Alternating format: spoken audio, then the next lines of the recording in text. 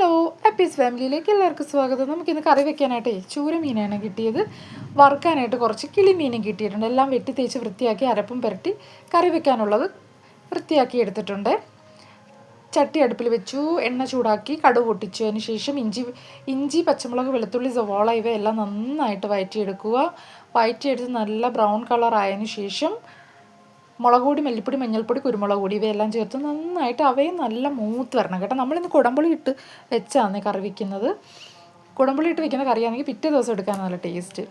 നമ്മുടെ ചാനലൊക്കെ എല്ലാവർക്കും ഇഷ്ടപ്പെടുകയാണെങ്കിൽ ഒന്ന് സബ്സ്ക്രൈബ് ചെയ്ത് ലൈക്ക് ചെയ്ത് സഹായിക്കണേ. സബ്സ്ക്രൈബ് ചെയ്ത് കാണുന്നവരുണ്ടെങ്കിൽ അവരും കൂടി ഒന്ന് സബ്സ്ക്രൈബ് ചെയ്തൊന്ന് സഹായിക്കണേ. ഉപ്പും കറിവേപ്പിലയൊക്കെ ഇട്ട് നന്നായി ഇളക്കി അതിനുശേഷം കയ്യോടെ തന്നെ മീനും വറുക്കാനങ്ങ് ഇടുവാണ്.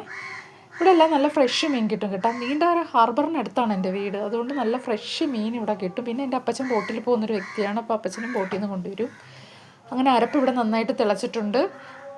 അങ്ങനെ മീൻ പീസുകളെല്ലാം പുറക്കിയിടുക. ആദ്യം തന്നെ തലയിട്ട് കേട്ടോ, മീനിൻ്റെ കഷ്ണങ്ങളെല്ലാം പുറക്കിയിടുകയാണ്. അങ്ങനെ ഇവിടെ കറി നന്നായിട്ട് എല്ലാ പീസുകളും വാരിയിട്ടതിന് ശേഷം തൊട്ട് കുറച്ചൊന്ന് ഇളക്കി ഒന്ന് അടച്ചു വെച്ചിട്ടുണ്ട്. കറി നന്നായിട്ട് വെന്തു. അരപ്പ് നന്നായിട്ട് മൂത്തത് കൊണ്ട് കറിയുടെ കളർ തന്നെ മാറി. ഇവ നാളെ എടുക്കുമ്പോഴാണ് ടേസ്റ്റ് കൂടുതൽ കേട്ടോ. അപ്പോൾ ഞങ്ങൾ ചോറ് കഴിക്കട്ടെ. അപ്പോൾ ഇത്രയേ ഉള്ളൂ കേട്ടോ. Okay, by.